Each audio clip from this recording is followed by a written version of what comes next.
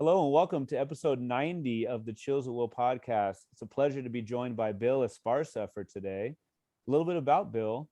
He's a professional musician, writer, and fixer whose travels throughout Latin America have made him a leading expert on Latin American cuisines. He fell in love with Mexican cooking at his grandmother's table and on childhood trips to his family's hometown of Aguascalientes, Mexico, where he was introduced to street food. His original style of writing and passion for culture have made him a go-to source for magazines, newspapers, and food travel shows. His knowledge has been acquired the old-fashioned way, from firsthand experience on the streets and at the stands and markets of Los Angeles, Mexico, Central America, the Caribbean, and South America. And again, a pleasure to be joined by Bill today. How are you, sir? Hey, great. Thanks for having me on. Oh man, I want to be a fixer. Can I be? How do you become a fixer? Well, I mean, I think to be a real fixer, I think they've abandoned that thing. But usually a fixer is like a guy that finds locations, plus they do second camera work. Ah, That's what I sort of read about it when I first started getting into it. But nowadays it's just a guy like me who doesn't know anything about cameras, and it kind of helps you find the right, food. Shows are always, especially, in the last decade, have uh-huh, moved to getting better food, more quality, more representative food, uh-huh. more traditional foods. Sure, So they've had to reach out to people, um, definitely. fixers, to make that happen. Very cool. Looking forward to talking about your diverse interests and talents. From a musician to a writer to we'll talk to about you as a cook. Um, Going back in time a little bit, only a few years, as you're in your late 20s and early 30s right now, I'm sure. Uh, Growing up, we were talking about not too far from myself in Sacramento. Growing up in Stockton, the Central Valley. What were you reading? What was your relationship to language and the written word in those days? Well, I mean, as a kid, especially, okay, so I just turned 53, so thank you for that. You're But only off by a couple of years, then. and so being a Chicano in Central California in the 70s, we're that generation that was really trying to, well, we weren't trying to, we were being forced to sort of Hmm. fit in, because our parents had experienced so much racism, and they didn't want us to go through that. So there's a whole age of us that were like, had American first names, Sure. and so I think of like a lot of the LA chefs, like Ray Garcia and Wes Avila, you know, Bob San, guys in my neighborhood, Bob Sanchez. We Huh. had these names, and we spoke English as a first language, Mm-hmm. and as opposed to my dad, who had come from Aguascalientes when he was one.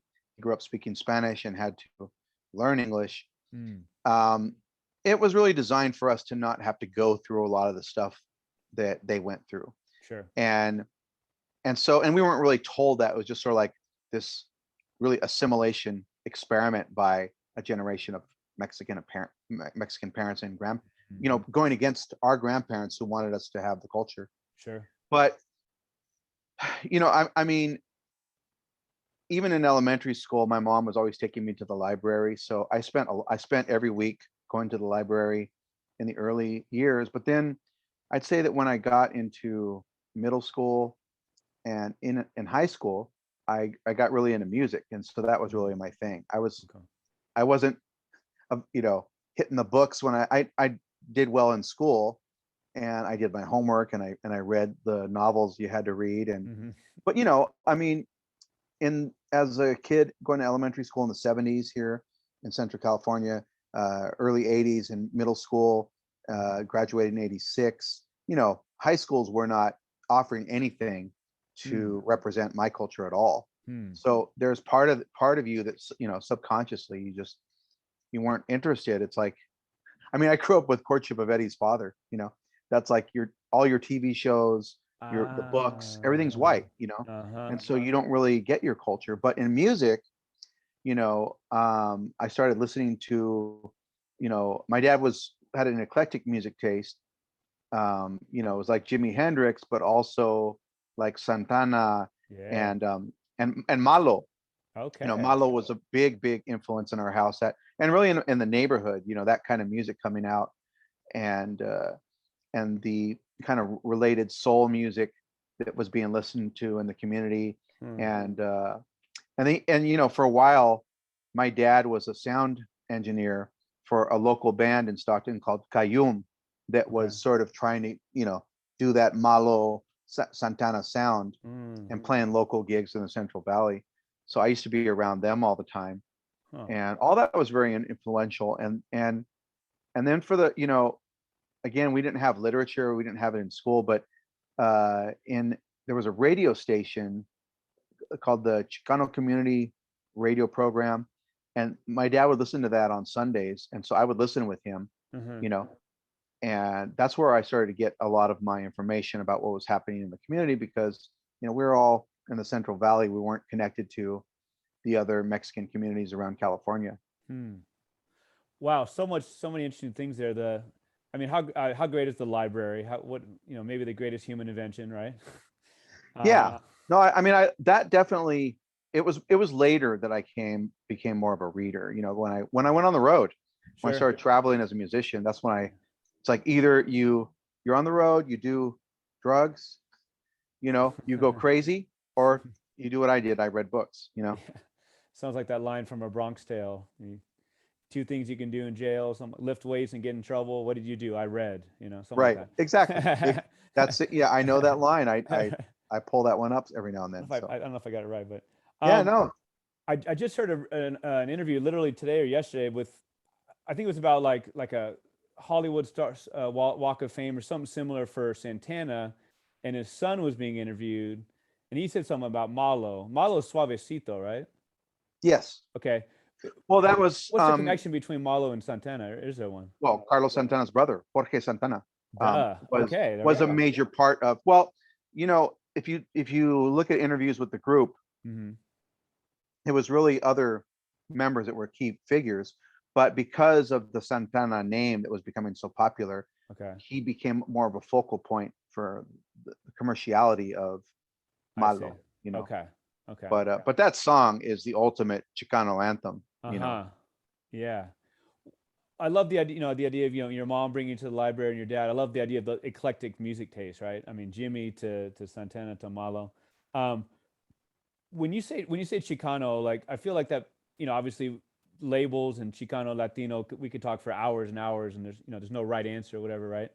Does Chicano to you have a political connotation at all? Like a Well, yeah, I mean, it is uh-huh. a term that came from the, civil rights, the Mexican American civil rights era. Right. And so, yes, it is political, and it's also cultural, Uh-huh. and it's also generational. It's Generational, right. you know, so I was born in '68, Uh-huh. and that was when that term was still very relevant. Well, I mean, it still is today. Yeah. We use it interchangeably today with Mexican American or Uh-huh. Pocho, Right. which is the term that people from Mexico would call us as an insult, but it's a term that now we proudly claim. Kind So, of reclaimed, huh? I mean, ultimately, any communities that are going through, people always poke from the outside about all the different identities, and of course, Latinx Mm. being the most recent one. And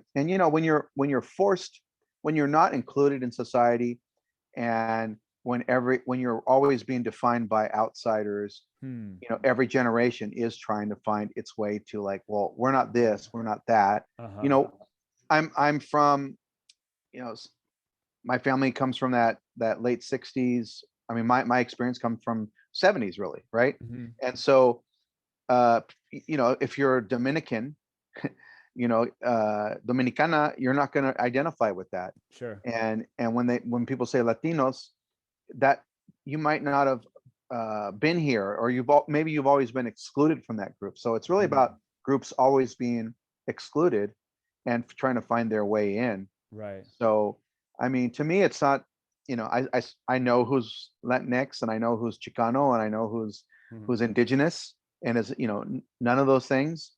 And it's really easy, but you obviously have to care enough to know. And most people don't. And so that's why they're always getting it wrong.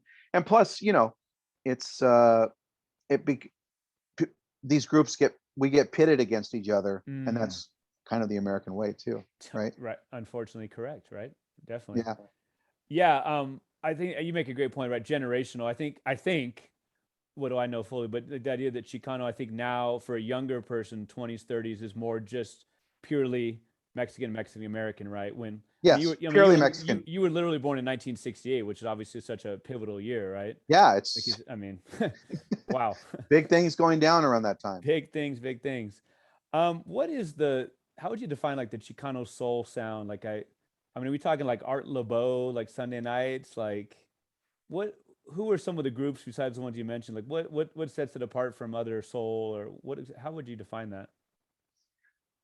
Well, it's I mean, the father, the first wave of like Chicano music, Chicano rock, Mm-hmm. it starts with Richie Valens, because he Okay, was the right. first one to come in, Mhm.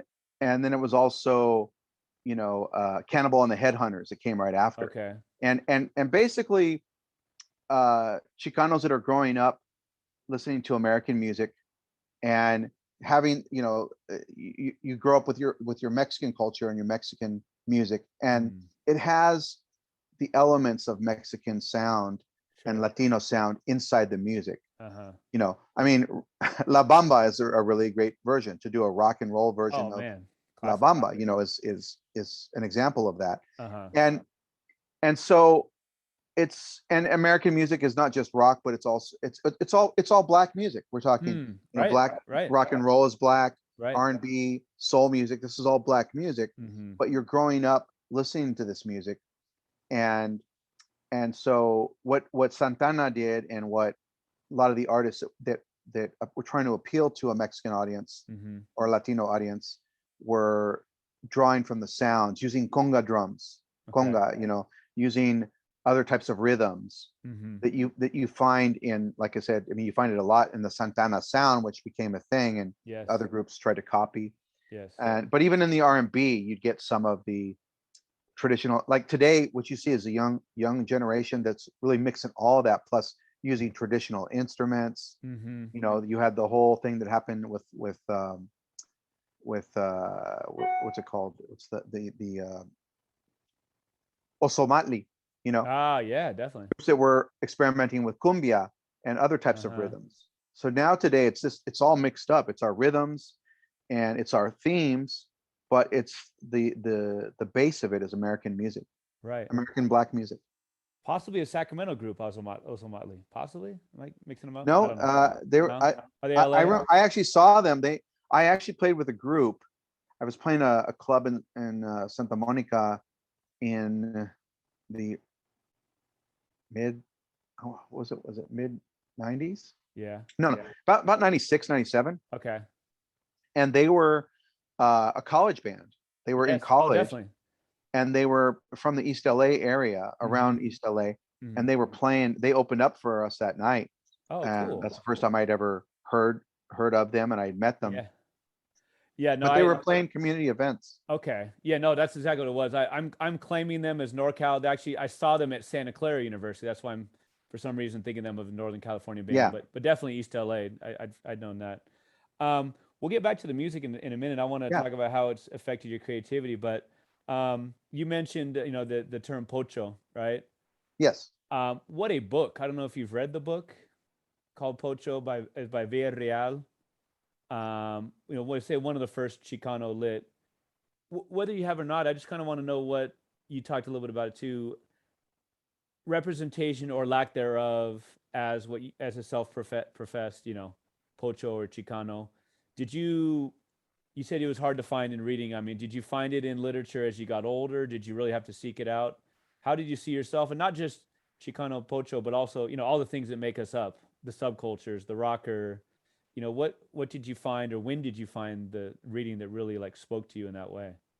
Well, the thing is that people have to understand that, just like anything, Pocho is it's a broad experience. Sure. So it's not just doing things that Chicanos do, but as I mean, I got in my reading, my experience as a Mexican American has been based on my own interests, and so I'd say that more. Yeah, I mean, my path is not the same as other Mexican Americans. We're very, very diverse. Sure. And some of us speak a lot of Spanish. I didn't learn Spanish until I was in my 30s, and because it was forbidden for me. My dad did not allow me to speak Spanish. He was so worried about the consequences of Mm-hmm. me having an accent, Mm-hmm. or that I wasn't allowed. So I mean, it wasn't until after he passed away that I started to learn Spanish. Right. So some of us speak no Spanish at all. I met in my family. It's pretty funny. I mean, my sister, she speaks, she doesn't know a thing, you Mm-hmm. know. And Mm-hmm. I have cousins that, if you saw them, I mean, they're very, like very Mexican looking, and they don't speak, they don't know anything, you Mm-hmm. know. Mm-hmm. And so, and some of those relatives would even, you know, generations of, mixing, uh, they would identify as Hispanic and not even really be, Right. Right. you know. I mean, you get into New Mexico and Texas, and you get the families that can trace their roots back to Texas. They don't know their Uh, family roots from Mexico, and sure. California. We all are still connected down there, you know. Mm. Some of, especially if you just arrived, but my family, I have relatives in Aguascalientes, Sure. and I'm connected to them, Yeah. and we all have been going back over the years to see family, and we have that connection, and you don't have that with other generations. Mm. And I mean, some of my relatives, like I said, I'm kind of rare among that, my circle of cousins and everything, Mm-hmm. that actually speak Spanish, Right. and invest myself in the culture, because it's now my job. The writer, and I'm trying to think of her full name. I know her like Instagram now. She's really well known, but I want to say Cali Fajardo Anstein. Cali Fajardo Anstein. She's from Colorado and of Mexican American background, and she was writing on Instagram or something recently. She was like, you know, her book came out, and people ask her all the time, like, "Hey, why don't you use any Spanish in there?" And she's like, "Are you sure you want to hear this kind of thing?" Like, well, my dad, my grandparents, they were told do not do it, and they were punished if they did speak Spanish. Yeah. And the result is me. Like, it's not her fault, right? Like, it's like you talked about the history of racism, where it's like, don't speak it, you'll be punished, and many were. And so, you obviously make the great point that there are so many different experiences. It's not just a Chicano experience and a Latino or whatever. So many different ones. Yeah, I mean, yeah, we do have that. That does exist in all, immigrant communities, this identity of who you are, because no matter what you do, you can speak no Spanish at all, and you can be and have an accent, or even have an East LA, or Mm. a Mexican American accent when you speak English. Mm-hmm. No matter what, you're still not included in society, Mm. and you're still not, you have the same barriers. But of course, people indigenous have it the worst. Indigenous people, people who are dark. I mean, Mm-hmm. there's the color racism is here too. you know um I mean, for me, I'd say that Mexicans, Latinos know that that I'm Latino, Mm-hmm. but white people don't always know it. Hmm. you know Yeah. I remember, I had this group, and we had sent a demo tape into this, and a photo into this agency for bookings, and they said, "Well, band looks a little ethnic." So it's like they couldn't really place myself, and other people are like, what are these guys? Yeah. Oh boy. And A little about your relationship with food. I don't necessarily anticipate. I don't necessarily think that you were reading, recipe cookbooks when you were 5 or 6, but maybe you were. I know that you definitely, you learned at your grandmother's table. But what was your relationship to food? I mean, did you appreciate how good you had it, or was it kind of like, oh, I'm just used to this? Was it, a celebratory thing? Was it always associated with, high emotional things like funerals and parties and weddings? What was your relationship with food? well, this was my relationship with my grandmother, and And so, she, her- it was her my food experience as a child. I mean, I live with my mom and my parents. My parents separated, but my connection was always that was always like the home base. That's your My maternal my grandmother? my paternal I'm sorry, paternal. Right. paternal grandmother, and and that relationship, because it really was just food, because that's Mm, all. I mean, what that's the way I was greeted. ¿Quieres mm. comer? That was it. So, And no was not an acceptable answer, right? well, okay, let me just tell you this. I'm the only grandchild that said yes every time. And I ended up being the favorite. So there you go. How about that? That's funny. And, but that's where, that's really where the Mexican American, the Pocho experience is that it was through food, it was through music, it was through, Mm. that house, so, the TV programs that we watched Uh, together, and even my grandparents speaking, even if they were speaking to me in English, they slipped into Spanish all the time, so I was getting Spanglish, and mm, my dad would sometimes yell at them because they were speaking Spanish to me and they didn't know it, but I went with them to Aguascalientes when I was in elementary school twice, oh, oh. and that changed everything for me.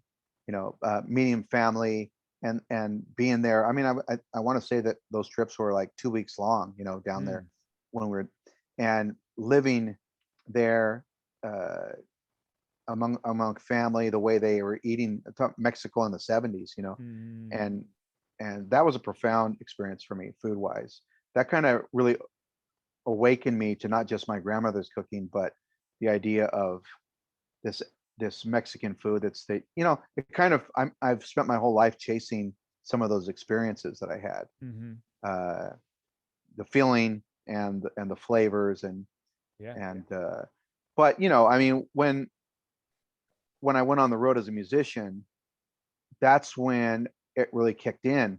Is you're on the road, and one of the first road gigs I did, there was this band leader that was like OCD, and he would only eat at McDonald's. You know, I mean, serious OCD, and so I was always like, okay, I can't take this. I gotta, if we're gonna be traveling, have to get this experience. But it was all that was instilled in me by my dad and my grandmother about this Mm. idea about food. My grandmother would cook the food. My dad would talk about it. He would talk Ah. about our food all the time, and because he was a really good cook too, and and so when I went on the road, I was always seeking out the local thing. So it was we're in Memphis. I remember Kansas City was the first Mhm. city that I uh, got to visit on my first tour, and I must have been 21, 22. Okay. And the first thing I did was, as soon as we dropped the gear off and did a quick sound check, as I asked somebody at the bar, I said, "Hey, what do people eat around here?" And that's where it started for me. And fortunately, I got to work with a Mexican pop artist, and I Mm. went through more than half of the states in Mexico on tour with her, and that's really where I dug in. Literally. Who was the artist? Yeah. Hey, who was the artist? Maricela, Okay. Okay. a Nice. Mexican pop artist. Really And cool. yeah, no, Wow. it was amazing. The gig was a challenge, challenging. I mean, it was challenging to work for her and her universe, which is Uh-huh. wasn't quite well, things weren't stable all the time, but I loved um, the food experiences. I loved her. I loved working with her Hmm. as a person, but it was funny. But I honestly, I just was going towards the end of the gig. I was there for 10 years. I was just going for the food experiences. um Obviously, a lot of us love food, but you were able to, write about it. So first of all, in the music, were you the lyricist as well? Were you like a bassist? Were you a drummer? No, no, I'm a saxophone player, so Saxophone, okay. I'm just a merc, just a Oh, mercenary, no, no, no, not just a merc. hired to play saxophone on your thing. Oh That's man. it. And so, obviously being a creative person, how did you how did writing become a thing? How did you begin writing about food? Well, I definitely, like I said, I had already been very interested in, and I was when I travel somewhere, I'd come back and I'd always look for restaurants Mm-hmm. in town here in LA that would reflect that cuisine. And I think it's just, in music, you get into this sort of analysis about songs. I mean, we don't just listen. I speak for all, I'm not going to speak for all musicians, but me, when I listen to music, I'm always breaking it down in my head and listening to every aspect of it. And, Mm-hmm. you get to, when when we had albums, you'd study, liner notes. You like who was playing, who was engineering. Okay. You Yeah. start to, you look for your favorite, sounds, your Mm-hmm. drummers you liked, bass player you liked, Mm-hmm. saxophone players.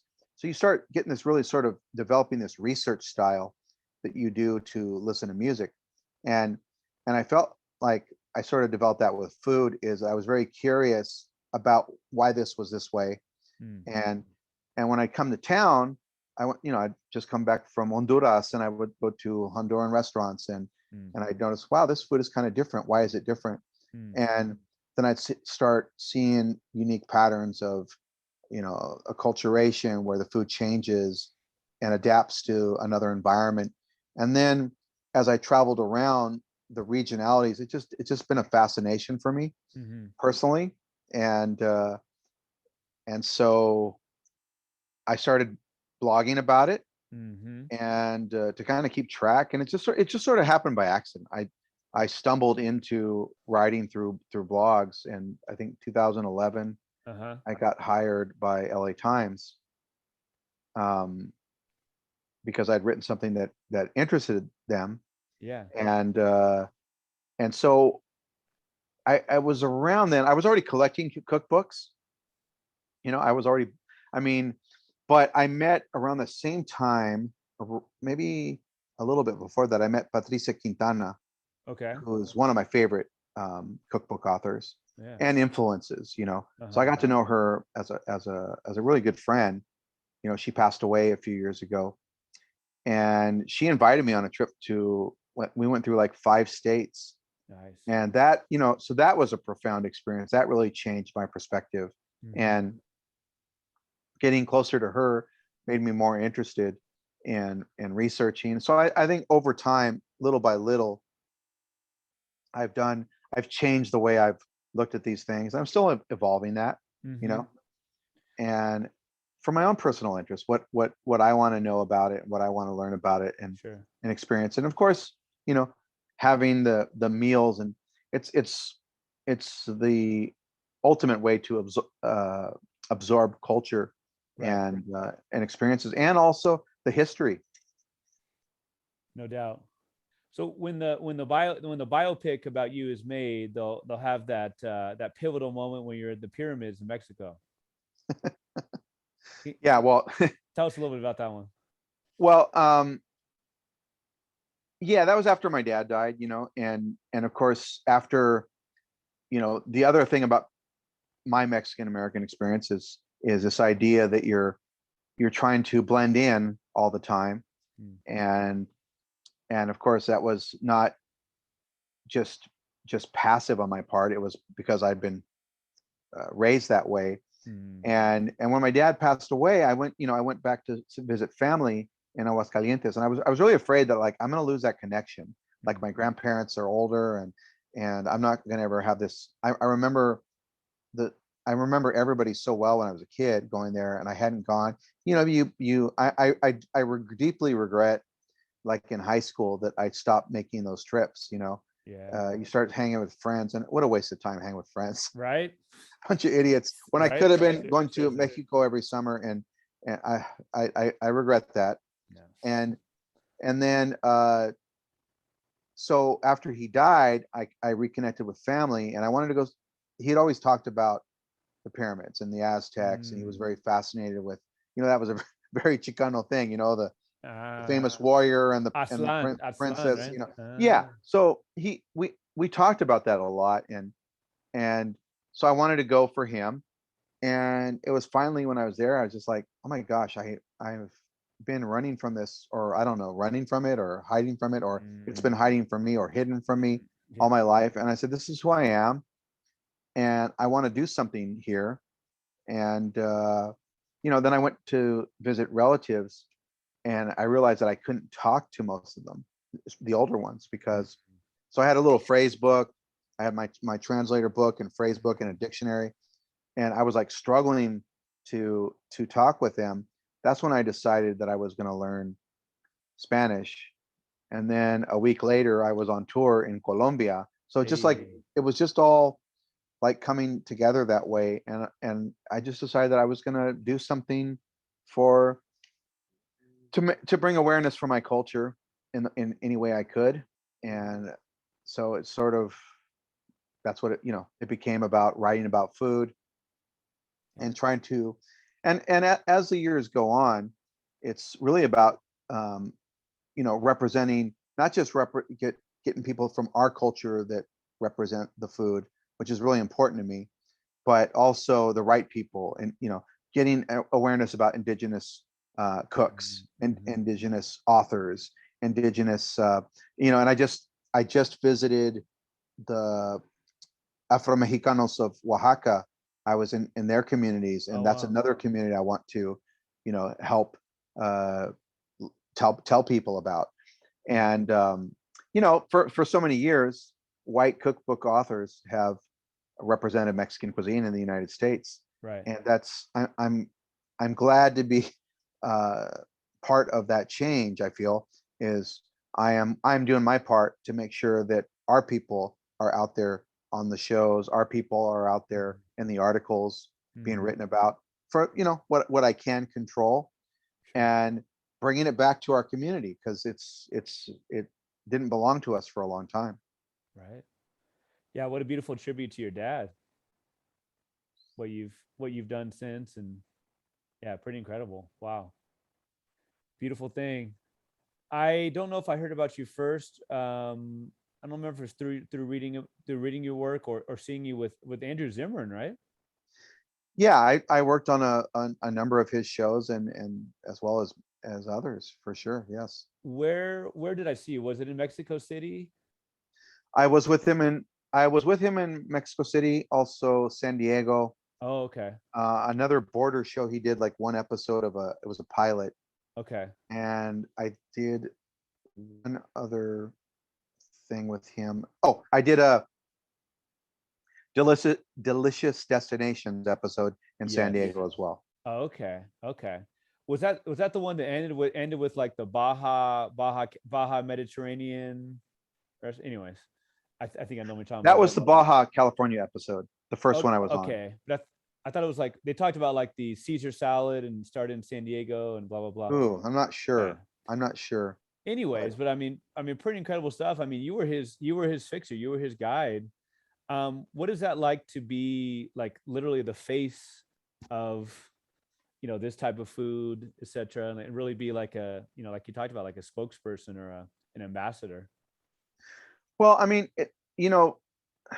I would say that what I like about when I am doing a show, or I like being able to again push our people forward.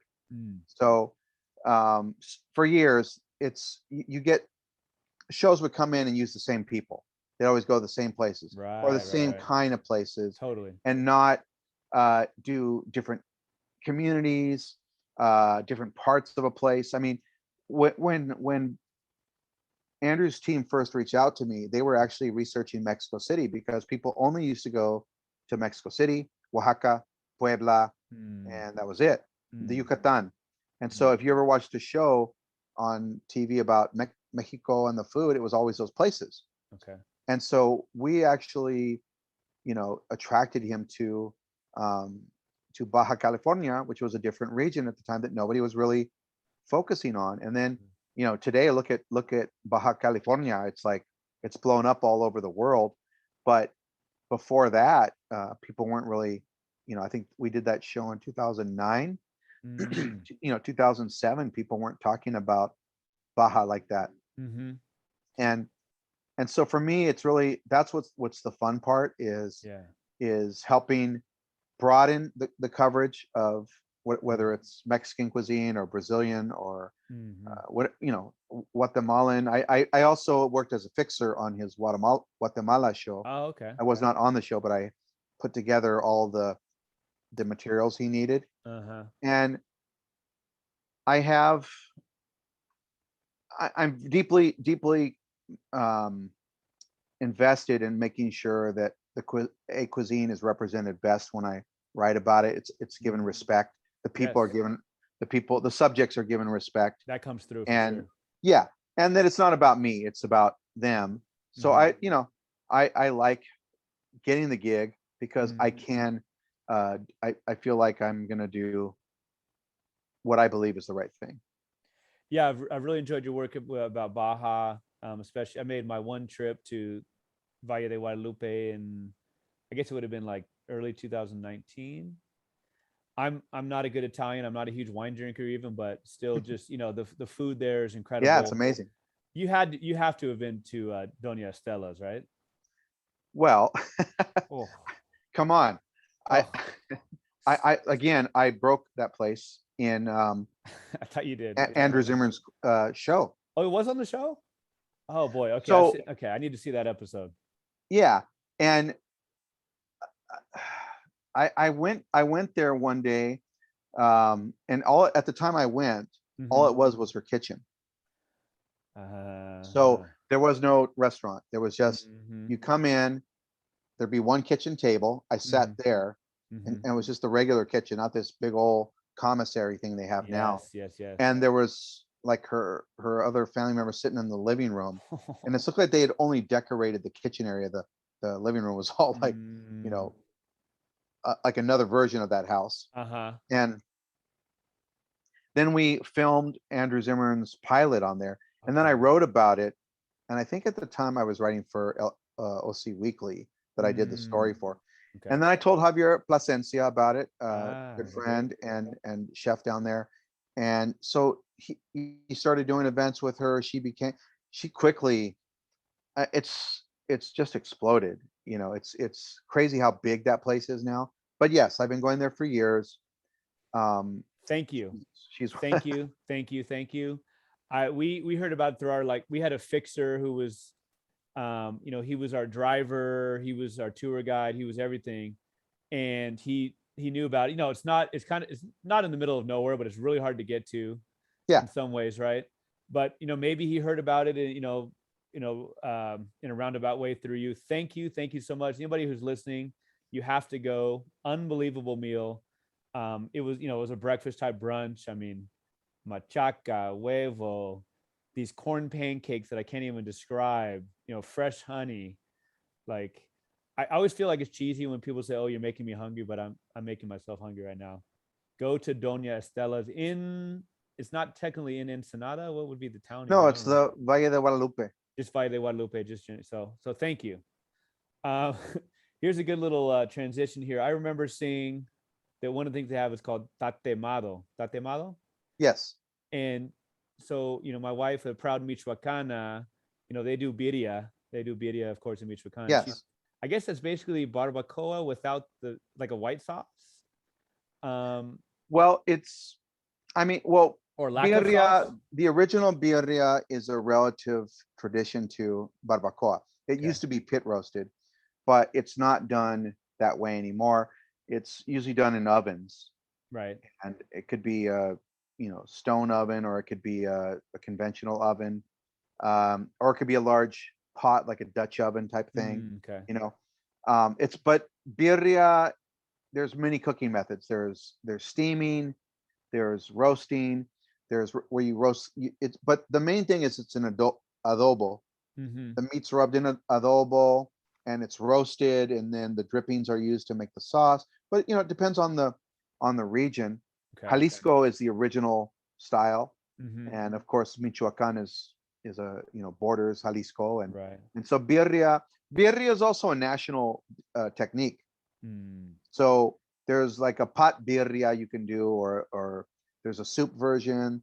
There's Okay, more of a stew version, right. and then there's the weekend oven roasted version Mm. that people associate. That's what people mostly associate birria with, that style. The other one now, of course, is the Tijuana style, which is a soup style. Okay.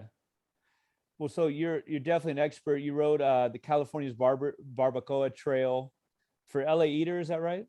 For Eater For LA, For yes. Eater LA. And we could I tried to pick two pieces of your work that are representative. Obviously, you have a lot out there. In that article, you write, my own first experience with barbacoa came relatively late in life as an adult. You talk a little bit about being Pocho. Later, my career as a touring musician, I encountered in Mexico. I encountered a mind-boggling range of cooking traditions, including seemingly endless styles of pit-cooked meat. But while I've now sampled the very best of Mexico's barbacoa towns, I've repeatedly found myself equally excited by my finds right here in California. All right, after 15 years of exploring, more or less, I continue to giddily stumble upon hyper-regional practices specific to small Mexican towns and indigenous communities in suburban backyards and Sunday-only streets, etc. Good for you. You got to just taste birria and write about it, taste barbacoa and write about it, right? Yeah, And obviously that's exactly. a great point about food anywhere, but is so hyper regional, right? Hyper regional. Yes, I mean, I would say that this piece actually, this experience of going to these four parts of California, Uh-huh. well, Los Angeles, I didn't have to go to, I was already here Sure. and already been eating here for years, trying different barbacoa. But when I dug in, I started to, realize that the way we talk about, it's really almost hard to know all the regionalities. Mexican food is impossible to really know. Hmm. There's every time I go, there's something I have never heard of, I've never seen, and I'm just like, what?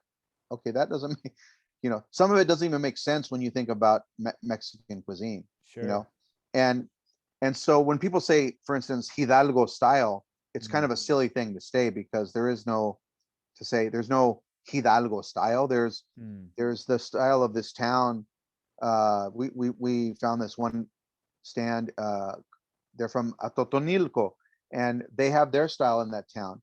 And some of these styles, those towns might only have 3 or 4 barbacoa vendors. It's a small town, Okay. and people are just Right. doing it like that. And then another place they're doing chicken, and then another place they're doing chicken and lamb and pork together and then they have, you know, it really reminds me of what I wrote about is the base model of a car, and then you accessorize with the way you Okay. want the car to be. That's the car's style, right?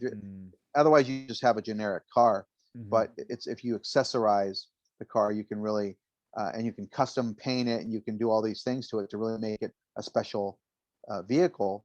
And but that's what's happened with barbacoa. Everyone's pit roasting, and there's a few steamed versions, and in the north they basically put it in a pot, but it's almost broiled it's like boiled in water, you know. But it's in a pit, and then in Oaxaca they do it in a pot, and then they bury the pot in the pit. So there's all kinds of different ways of doing it, but there's essentially a few cooking methods. But some town might decide that they like brains, Sure. and there's always going to be brains tacos in that town. And another is going to have a special salsa they do, or another side dish, or they're not going to do pancita, they're going to do a menudo instead. So all those things really make the variances. And honestly, I think no one's ever going to go through Hidalgo and visit all these places and even try to dissect that one state. Sure. So we're going to just, even I think in the Mexican community, we associate it more with quality. So when people say Hidalgo, it's more like a brand, Okay. like, oh, that's good. That's good barbacoa. They do it the real way. They do it traditional way. I But we see. don't really know what that means in terms of like where they're from, unless you're from those towns, Much from those towns. then you really know.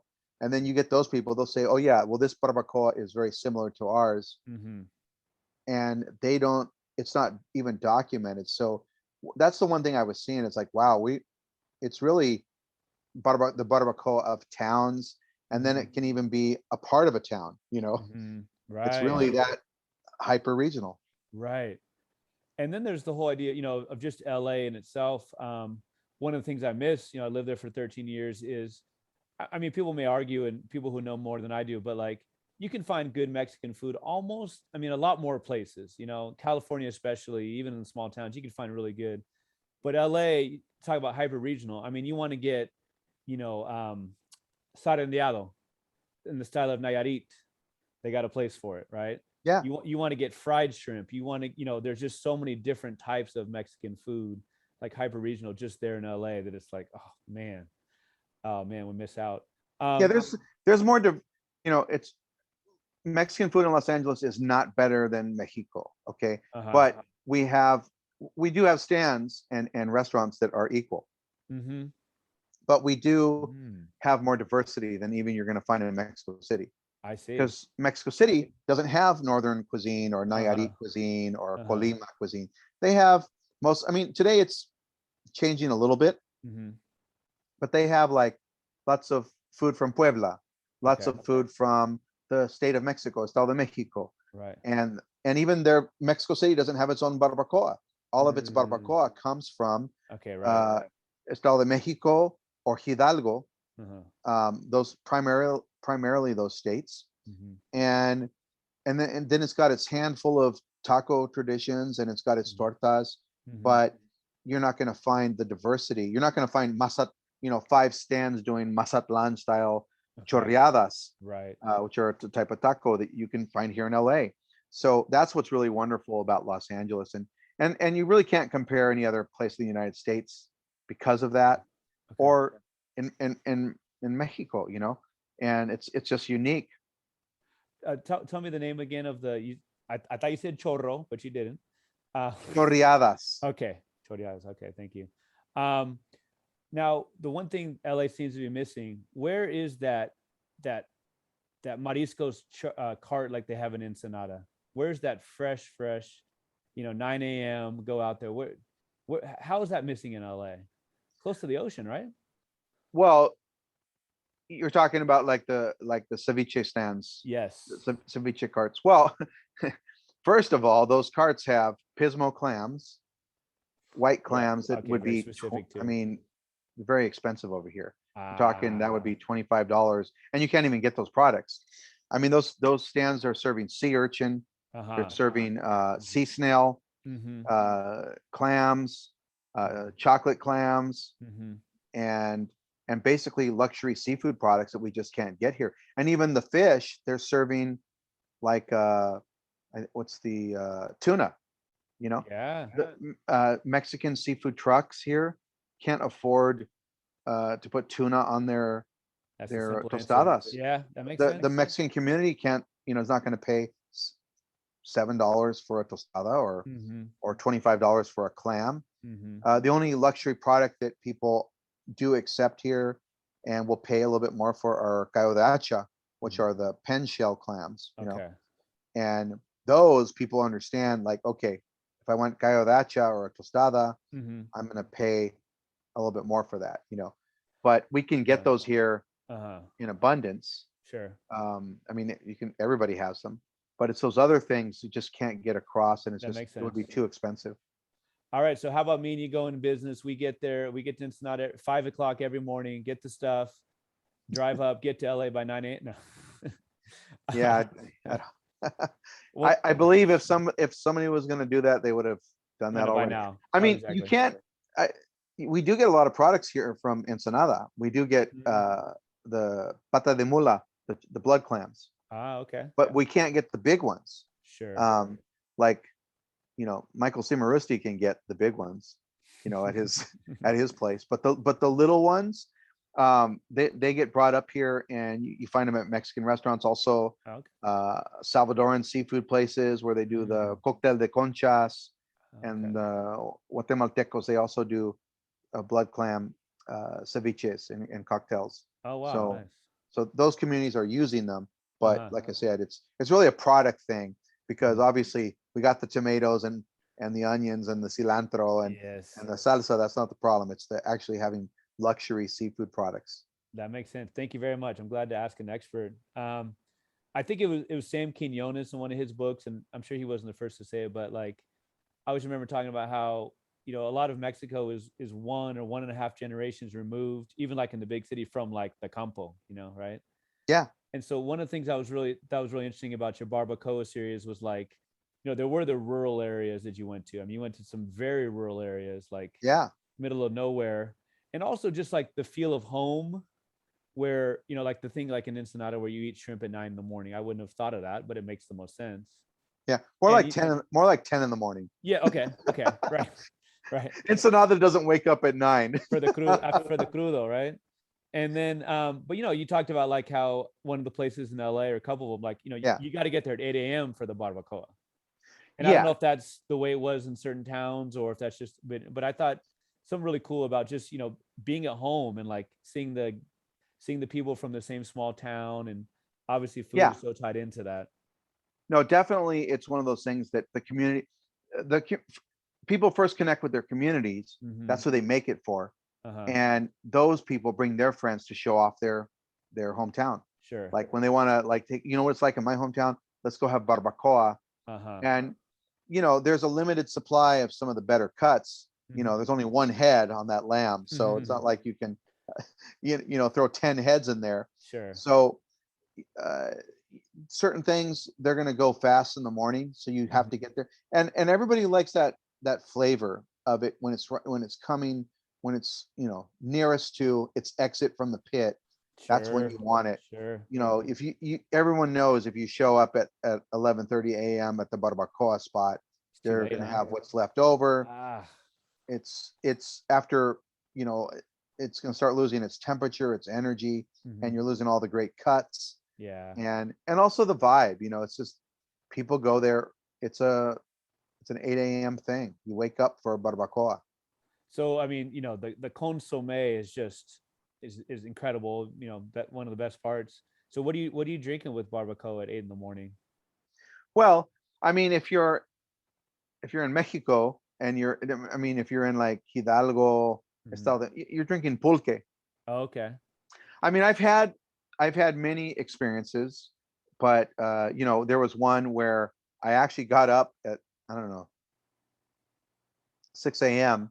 and got a cab, and we Mm-hmm. went all the way to Hidalgo, right on the border from Mexico City. Okay. And that was a memorable experience. We got there right before the pit was being uncovered. I got to Mm-hmm. watch the barbacoyero take everything out of the pit, load it, and they had removed the consomme pot, to keep everybody to appetize. They had, I've never seen this anywhere else, but lamb sweetbread quesadillas. Whoa. And I tell you, that's really what put me over that morning. I think I ate. That's one of the few times in life I've been completely defeated by food, because I just had so much. I was like, by 9:30 in the morning, I couldn't eat for the rest of the day. Oh, And so we had these sweetbreads, and everything was so beautiful and fresh. And his cook was amazing. The meat was like pink. It was totally cooked through, but it was like pink, wow. beautifully. That's like exceptional cooking. His pancita had no adobo, so it was expertly cleaned and beautiful and I see. pristine, and I see. everything was so fresh inside, and all these vibrant colors of the pancita.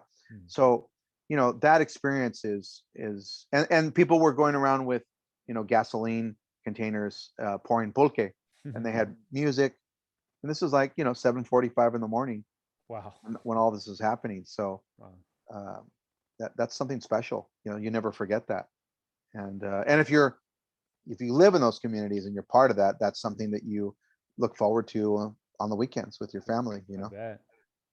Yeah, you do a great job giving the cooks, giving them their stories, the barbacoyeros, giving them their story. There's Julio Jaimes is one who Yeah. he kind of like, it sounded like his wife had the idea, and then she was kind of like, I'm not gonna do this anymore, and he took over, Yeah. right? Yeah, she was also defeated by barbacoa. Yeah, I mean, it's not something you can just do, because it's the process is backbreaking, and it's time consuming, and the tedious routines of having to do everything just the same every time. But he loves it. Okay. He thinks it's fun, and she just like, I'm retired. You're like, okay, you do it. She taught him how to do it, That's And funny. so he does it and she shows up, but like she's like, I'm not loading that pit and doing all that stuff. And you know, Check out the series. Those listening, I'm going to put the links on with the show notes. Myself trying to get to some of those places local. There was the idea of the chicken. Give me the indigenous name again, please, for the like the chicken. Shimbo. Uh-huh. Right, Ximbo, I want to say, Yes. con acento. Yeah, that place is amazing. Yeah. Barbacoa Mejia, which they're at the Richmond Flea Market Okay. on Saturdays. They're just doing their lamb, but which is amazing, Uh-huh. and a bunch of other antojitos that they do. But on Sunday at his home in American Canyon is when he does the shimbo. American Canyon, right? Okay. Is that kind of more towards Napa? It's the gateway to Napa. Gateway to Napa. Nice. You sound like you're a tourism expert too. Gateway. Yeah, kind of. Speaking of gateways, here's my transition. The book is LA Mexicano Recipes, People, and Places. And there's a great article in the LA Times 3 or 4 years ago. Not the elephant in the room. That's not the term I'm looking for, but I haven't mentioned it. You're a teacher or we're a teacher? Yeah, well, that's kind of my That's your nine to you know five? alternate ego. So Oh, man. Well, that's really cool from a fellow teacher, but it mentioned that in the article. You talked about wanting to really, represent things that we've talked about already today, really representing. What would be the overall purpose of the book? well, I mean, the publisher had come up with the title, and the purpose of the book is really talking about Los Angeles as a special place for Mexican food in the United States. Mm-hmm. I mean, anybody who knows that, anybody who knows about Mexican food and has been to Los Angeles, and so for me, it was really the challenge was trying to find 30 individuals that talked about this broad range of Mexican cuisine, from Mm-hmm. Mexican American to, you know, the book itself was really premature because there's been Mm. like such a boom since then of so much different, like,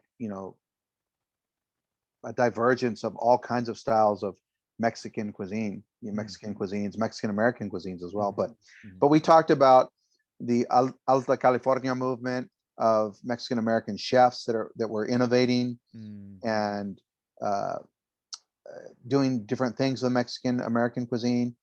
The traditional Mexican American restaurants Mhm. that really define, Pacoima and East LA and Boyle Heights and so much of what really was our resistance to surviving Mm. in as restaurateurs and cooks and also trying to keep our family recipes Mm. surviving, and also the street food culture and the regional cuisine, and certain really important things like Oaxacan cuisine in Los Angeles, which Los Angeles is the second largest Oaxacan community on the planet. Right. And so that's another thing that we highlighted. So it's really about the 30 people at that time that represented the history and development in Mexican cuisine in Los Angeles. Shout out to Madre Restaurant in Culver City or Palms. I got to go there a few weeks ago. Great Oaxacan Oh restaurant. yeah, yeah. No, Definitely. I mean, like I said, they weren't, when that book came out, I mean, we hadn't they weren't even around. I mean, that's the Yeah, I largest bet. mezcal bar on the planet. It's as large as what? It has the largest mezcal collection on the planet, you That's know? why my cousin took us there. He's a mezcal kind of experto. Okay, that makes sense. Yeah. All right. Yeah, you can't find that many, you can't find that on a bar in Oaxaca or Mexico City. Dang. And you won't, in Oaxaca, you're not going to find mezcal from Puebla and mezcal from Okay. Jalisco and Durango, and you're Uh, not going to find sotol and artisanal tequilas, okay. So that there is no better bar Wow. I'll and no I'm more not the knowledgeable person than Ivan Vasquez. okay. I'm not the type to usually share my food pictures, but maybe I'll put that on the episode links. I got a Oh, talayuda that was definitely. with the cecina. Ooh, man. Um, Shout out, of course, to the great Gustavo Arellano. You said in the article Yes. that it was kind of like a focused sequel to his. I mean, I always tell him, he literally wrote the book on Mexican food in the U.S. Yeah. with Taco USA. How did you see that as a sequel or a Well, companion? because Taco USA was really about this whole, thing of Mexican American cuisine in the United States and its influence on America, Mm-hmm. really transforming America into being a place of, it's one of the top three cuisines in the United States, and Mm. certainly it's the top cuisine, California and Los Angeles. Oh yeah. But taking Los Angeles as the most intense Mexican food city in the United States is really the next level from Taco USA, you Okay. know, to let's to this broad story to more a very specific story, Uh-huh. and the micro stories that form this Los Angeles. I mean, which is not an easy thing to do because it just, Sure. like I said, it just keeps on changing and Sure. evolving, and everybody's so creative here. Uh-huh. There's even more young people out there cooking Mm-hmm. and doing everything they want to do with their culture. Mm-hmm. Whether it's modern Mexican American or traditional or Mm-hmm. Chicano style Mm-hmm. or whatever they're doing to honor their family and their family's recipes. Los Angeles is a very special place. So yeah, and I mean, that was a really big deal for me also having Gustavo do the forward, Yes. because when it was first floated, obviously there were big writers in town that people, the publisher had floated, and Mm-hmm. I'm like, no, it has to be someone from our culture. I'm It has to sorry. be good.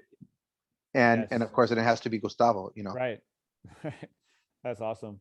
I know written about it and talked about it a lot, and I know you have too, and have this idea of you wrote about, and this is again from that article and in the book, like Spanish food, that kind of back in the days it was this like ridiculous, like, oh, this is Spanish food, kind of like the New Mexico thing you talked about, like, oh, we're descended from Spanish people, that kind of thing.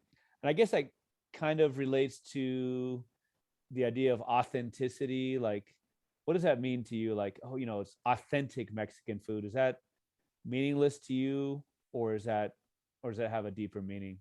No, I mean, I think it does have a meaning, but it's that's one of those words that has, because it's sort of been hijacked. Mm, uh it, I would say this in a way, it's been hijacked by a lot of white food writers.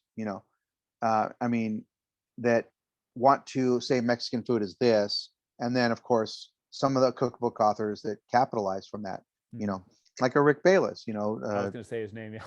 calling himself, a representative of authenticity. Mm, But it's also, so from all these different angles, the word itself lost its meaning. it's loaded, And right? and for me, there's what they're, and Ricky Olvera said something really important to me a few years ago, that I read some interview where he talked about, like, we have to stop saying Mexican food, and there's no such thing as Mexican food. He's like, there's Oaxacan food, Mm-hmm. and then if you take that argument, there's really no Oaxacan food, because there's Zapoteco food, there's the food of the Valles Centrales, there's Mm, the food of La Costa, which is a okay. place I just visited, and it's nothing like the Oaxacan food that people Mm, know. And mm-hmm. so you have all these Oaxacan communities that, when we talk about Oaxacan cuisine, we're usually only talking about one city and one market.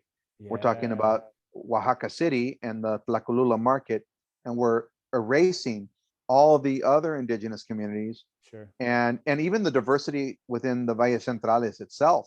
Mm-hmm. I mean, so for me, it's really about regional cuisine and the cuisine of those cultures. Mm-hmm. So when I say I don't, when I say Oaxacan food, like, people ask me, like, I want to go to a Mexican food restaurant. I'm like, I can't help you. I don't know what that Yeah. Give is. me. You know, Yeah. tell me something. What are you looking for? Uh-huh. Okay, you're looking for seafood. What kind of seafood do you want? Like, we have these styles in town, or if you're going to go to a certain part of Mexico, I'm going to say, well, you should get this because they do that really well there. But Okay. it's also what people value. Like, a lot of foods are shared in Mexico, like pozole. Okay. Pozole is something you're going to find in most parts of Mexico as like a national dish. And but regionally, it's really done well in certain places Mm, because because they're better cooks. No, it's because they value pozole. I see. Pozole is a part of their culture. It's part of their, in Guerrero, they have the Jueves Pozolero. On Thursday nights, people go out for a show and for pozole. Wow. Pozole is also very important where my family's from, in Aguascalientes. Okay. It's pozole rojo. You go out and have it in the evenings. In Guerrero, it's white, green, red, and they also have a seafood, and they Wow. also have a bean pozole, and they also have elo pozole, which is with fresh corn. It's a very much a pozole culture, but other places don't really have it, and they're not good at it. Oaxaca has, well, I always thought Oaxacan pozole wasn't very good, Mhm. but then I had the pozole of the Mixtecos, Mm. and then pozole in La Costa. I'm like, oh, okay, this is actually good pozole. But in the Valle Centrales at nighttime, it's just not as important. I see. Do more of a quick version of it, Okay. and like birria, it's done really well in Jalisco. It's done really well in Aguascalientes, Mhm. and then if you go to like Sonora, it doesn't really exist. I You see. know, Yeah. it's not a thing. It's not what people eat. People eat uh, beef cheek tacos, Uh-huh. uh, taco de cabeza in the mornings. They don't eat birria. Okay. So, and you can find other regions. So everybody values certain things more than others, Mhm. and they value different chiles. They value different levels of heat. Sure. They value different ingredients. Um, and sometimes their cuisine is just completely different. I mean, we have, there's a Mexican state that they don't eat tortillas. Hmm. Tabasco, they eat tubers. Their Ah, ingredients are more like Caribbean, I and see. you go to a restaurant and the appetizer comes out and it's plantains and beans. It's Mhm. there's not, they have these thick tortillas that they use, and they use tortillas for certain things, and they do have tacos, but they're just not really a tortilla culture. Wow. And most people would say, well, Mexico is the corn tortilla, Mm. which ignores Tabasco and ignores the north, where The they have North. incredible flour tortillas. Right. Wow. There's some great stuff in the story of the LA Times and about the book itself about what we talked about, that eureka moment at the pyramids and the forbidding speaking Spanish and your learning Spanish and all that. The future in the article, you say we're at the beginning of what I feel Latin American and Asian cuisine will take of what I feel Latin American and Asian cuisine will take the place of what French and Italian food once held. This book is right here when all of this is happening. You said it might even been a little premature. Reading LA Mexicano is like saying you were there when all of this was happening. Nice. What do you see of the future for Mexican food? And again, like you said, that's Mexican food is not even the right phrase. It's so broad, but Yeah. what do you see about its I don't know, its reputation, its commercialization, etc.? Well, I mean, I think we're seeing it right now. I mean, all these restaurants have come in from, not, we have regional places that are coming in, people that are coming from different parts of Mexico. Mm-hmm. We have the young generation that's really pushing. They're all opening restaurants right now. Mm, And they're not doing combo plates. They're doing their own food, and different, and really a more beautiful version, an open version. They're proud of cooking. They're not trying to appeal to an audience except for their own audience, and mm-hmm. that's really an important thing. Mm-hmm. And not that they're not that they're not trying to make money, but Mm-hmm. LA is a Mexican city, and so when you're out there making great Mexican cuisine, it's a date night Mexican food. You're appealing to your own crowd, and a Sure. young crowd that's going to go out and go to that restaurant. Mm-hmm. And then we have all these places coming in from Mexico City. People are Yeah. opening here, and before they had done that, there was limited success. But now, like LA and Mexico City have become a lot closer, Mm, and in terms of the people coming in now understand LA a little bit better than some of the iterations that came before. mm-hmm. Like a few years ago, different Mexican chefs tried to open in LA, and they weren't successful, and part of it was not reading what's going on here. And Mm, now it's LA is evolving to meet. So now you have everything. You have Enrique Olvera, mm, and then you have Ray Garcia out there, and Carlos Salgado, And then you have Teddy's Red Tacos, you Mm. know, it's like opening a birria stand in every city. And Hmm. so it's exploding. Yeah. And I think nationally, that's what everybody wants. Everybody wants to open a Mexican restaurant right now. Everybody Hmm. wants a Mexican restaurant in their neighborhood Hmm. because it is our time, and as well for Central Americans and South Americans, and we see that happening in the Asian community. Lots of all the young innovative chefs these days Hmm. are Latino and Asian, and it's just a Togi. matter of the magazines, catching up. Mm, yes. And I mean, and I'm not saying anything new, and it's not like it's happened like in the last year. It's been happening for a while, but like you said, like the more, instead of the combo plate, not to rip on that or anything, but like No, it's great. people buy. I mean, you talked about, shout out to Nick's Taco in Roseville, Sacramento area. You said, they're pretty much focused on really on northern Mexican cuisine, right? Well, And yeah, people buy it. They're doing very well. yes, they're doing great, and they do brunch. Uh-huh. But if you ever been to Monterrey, you kind of understand that Monterrey might be one of the most Americanized, Ah. Mexican cities. And so in Monterrey, you have the popularity of, waffles and hamburger joints and a lot of international food, as well as their regional northern cuisine. Uh-huh. You know, and it's a very open city in terms of what they Okay. eat compared to other parts of Mexico. It's Uh, but yeah, so it totally makes sense that he's doing brunch, and he's also, he also understands the Mexican American thing, uh, and things that were the innovations of like chefs like Wes Avila. What he's connected to that as well. yeah. Well, shoot, I'm gonna go there tomorrow or the next day. Thanks for reminding me. It's Well, been tell him I said hi. I will. I will. It's been too long. Like you say, there's room for all of it. There's room for so much good food. Man, I feel like I have gotten a lot smarter. It's been an absolute pleasure talking to you. Thanks so much for sharing all the memories of the music days and ideas about your creativity, your own family histories. Very interesting. And thanks for sharing Doña Estela so much. Oh, there's a new one you got to try though. Okay. There's in the Kumiai village. Okay.